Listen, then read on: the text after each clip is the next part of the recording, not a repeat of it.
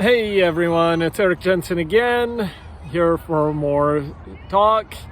Like I was saying last video, hockey starts this next week on Tuesday, I believe. It's the first few games.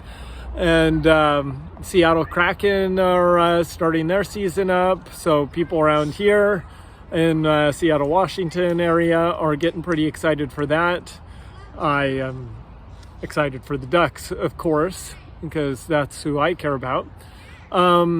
Anyways, I wanted to say, because hockey is still a less popular sport than some of the other big ones, so I just wanted to say a few things on why hockey is such a great sport and superior to others in a lot of aspects.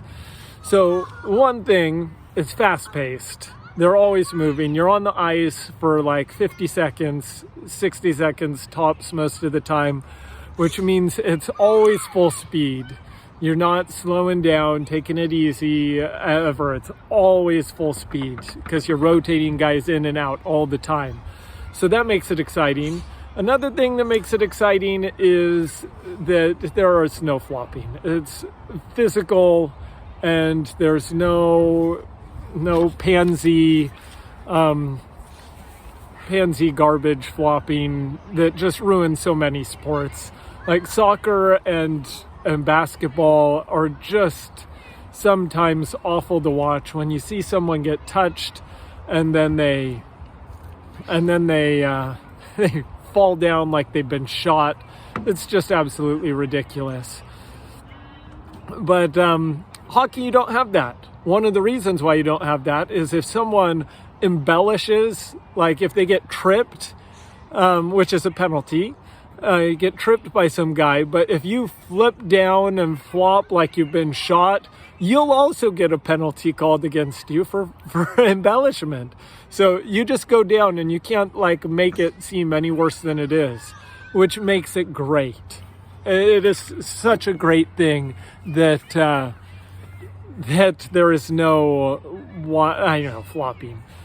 In fact, I guess I'll stop there on those two things. I'll continue talking about some great things in hockey in addition, and some videos on why you should start following hockey and why it's just a great sport. But as far as flopping goes, to fix it in other sports, you need to have something like what they do in hockey. And basketball and football, or not football, basketball and soccer should implement that same thing that hockey does, an embellishment penalty.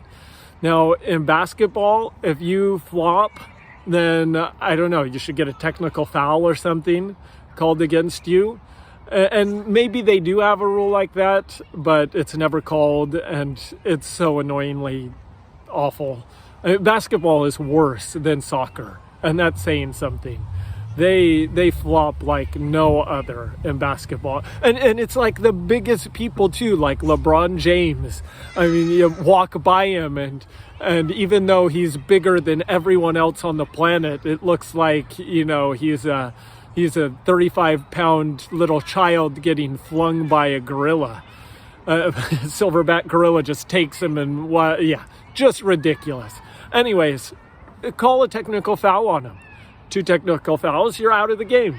All of a sudden, flopping is no longer an issue in basketball. Same thing with soccer. In soccer, like if someone goes down immediately, then and they're just flopping, give them a yellow card. Second yellow card, you're out of the game. Now, one way, because you always have to be careful, especially in soccer more than basketball, like as you're going full speed and your legs get taken out from you, you are going to get hurt sometimes. And so you want to be careful not to, make it so that people are getting injured and can't do anything when they're injured. But if someone goes down and they need medical attention, make them sit out for like 5 or 10 minutes or force a sub, something like that. Make it so that it is a punitive, to go down and out. Anyways, those are my solutions to ending flopping. Oh, also, if you go back on the video, because oftentimes the ref, he can't see what's going on, but you can always go back now. Everything is on video.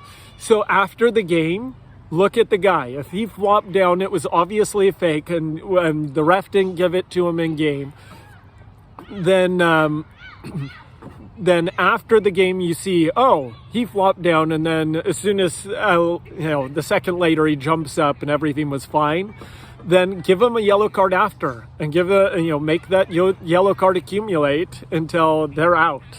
And anyways, if other sports started implementing what hockey does, it would make them a lot better. Just one of the reasons why hockey is so great, and you should watch it. You should especially watch the Anaheim Ducks, even though they're not going to be good this year, or they're not supposed to be good. They're in a rebuilding year, but still, it's good. Anyways, I'll start doing some previews on hockey and that sort of stuff in some other videos. Let's move on to college football here. I've got some predictions and some good games that we'll cover. On Friday, we've got Stanford and Arizona State. Stanford off the big upset. I don't think they're going to be able to maintain that. Arizona State's better than Stanford. They're at home, and Arizona State will win. Probably it'll be close. Stanford will keep it close, but it'll drift away about 10 points in the end of the game.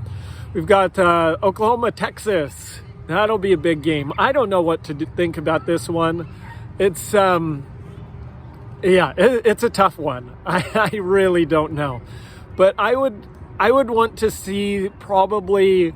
I think Oklahoma will edge out Texas, but I mean, Texas could go on an offensive explosion, and if they do that, I don't know if Oklahoma can keep up. So I will say Oklahoma wins in a close one, but it wouldn't surprise me if Texas won anyways. There's all my waffling. We've got Maryland and Ohio State. I don't know why I picked this one, other than Maryland's only got the one loss. Ohio State's going to win comfortably. They're better. Another big one, Arkansas, Ole Miss. It could have been a great game if they would have both won last time. Instead, they both lost, but Ole Miss is a pretty good team still. You're getting beat down by Alabama, even with the popcorn that Lane Kiffin brought isn't a bad thing. I don't believe in Arkansas. I think they're good, not great. Ole Miss, I think, is pretty darn good. And so they're gonna win and win big. We've got Georgia and Auburn. Auburn, I don't think is good, and Georgia is going to roll, win big. Even though it's at Auburn, Georgia still is going to win big. We've got Boise State at BYU. BYU's better than Boise State this year. Normally it's a close game. They've got some crazy finishes and stuff, but BYU's going to win comfortably this time. BYU's better than I thought they were going to be, and they're looking like a good physical team. So good job, Cougs. We've got Wake Forest and Syracuse. Wake Forest's undefeated, and I think they will go down at the Orange Dome by the Syracuse. We've got probably one of the biggest games, Penn State and Iowa. I don't believe in Penn State. I don't think Auburn is that good. I don't think Wisconsin is that good. Those are their big wins, and they weren't by massive margins either.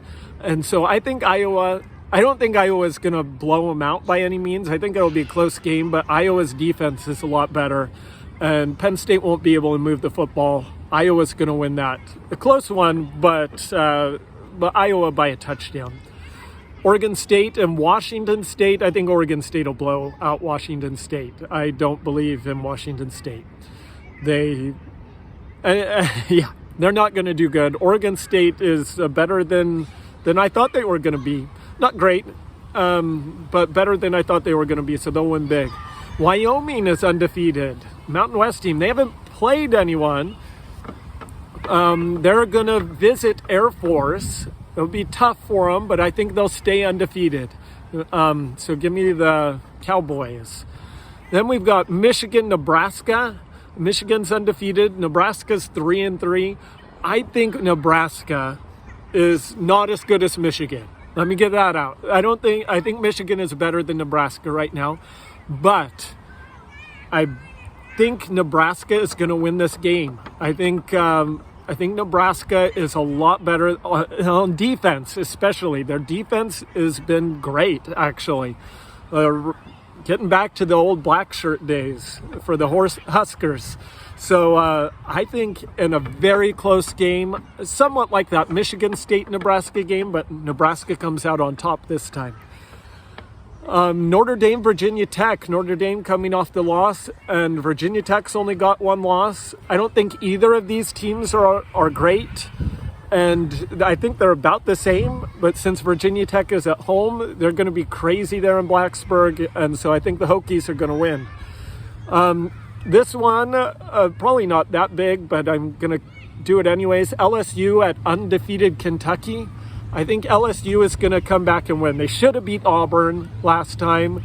They're better than their record is, LSU. They're not good, but they're better than what their record is. And I'm not a firm believer in Kentucky. I mean, Kentucky's a big physical team. They're going to slow down the game. But in the end, I think LSU's talent is going to win out. They're going to make some big plays and win. We've got Alabama, Texas A&M. Alabama's going to smoke Texas A&M. Texas A&M is not good this year. Not good. And then the biggest game there is. The Utah Utes going into the Coliseum. Fight on. USC is going to beat Utah. I know I predicted USC to lose. This has less to do with what I think Utah is, or what USC is going to do, and more what Utah can't do. I'm not a big believer in Utah this year. I don't think they're all that good. They're going to be a decently coached team. They're always decently coached under Whittingham. I just don't think they can score many points. Even against, hopefully, USC's rush defense isn't like they were against Oregon State, but I don't think they're going to be able to do much. I don't think USC is going to be able to do much, although I do expect and hope that they will continue to push the ball downfield. And I do think Utah likes to play man-on-man for some reason, and play Drake London man-on-man, and you're going to get burned. And they're going to get burned a couple times, and that'll be it. So USC wins by close game, field goal. That's it. Have it so good. We'll talk later.